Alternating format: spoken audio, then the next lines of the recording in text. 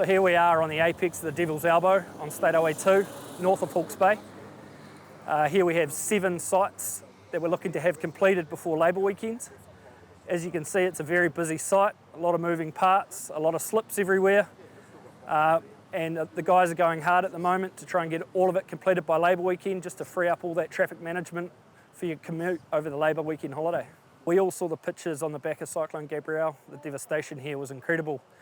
As you can see, there we were down to 1 lane, barely passable, and the work that we've done within the last year has been immense to achieve it back to 2 lanes and get it operational again.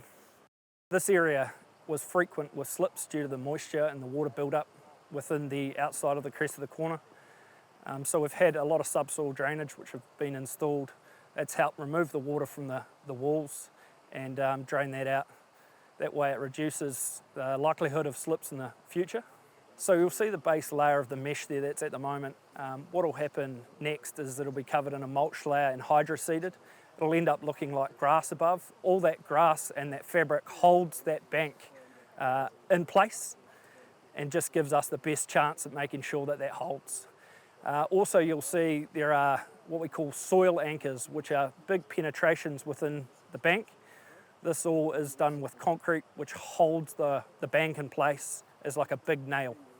So we've got a massive oversized culvert there. That's to deal with all the catchment rain flow, which happens at the top of this gully. There's some serious volumes of water which came down in Cyclone Gabrielle, which you may have seen in some of the photos. That's just been increased to deal with the flow, especially with all the material and the debris that comes down from the forest. What you'll see also is the rock armouring. This is a lower protection that sits at the bottom of the water level. This is to hold that bank in place and deal with all that debris. As we all know, the Devil's Elbow is a tight alignment as it is. It's a very tricky place to construct a road. And now we're having to cut it down to 1 lane and create a workspace for all the contractors to go about their completion of their projects. So it's as you can understand, it's quite a difficult, tight space to work in. So we're having to also manage latitudinal safety zones of the workers as well as keeping that traffic flowing. One of the major key points here is that a lot of the work has been done off the alignment and underneath the road.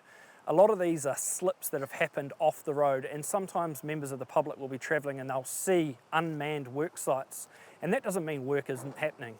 A lot of the work is being undertaken underneath the carriageway where it's not visible to the member of the public travelling across State Highway 2. There is work happening off the corridor which is preventing the corridor from slipping down the hill.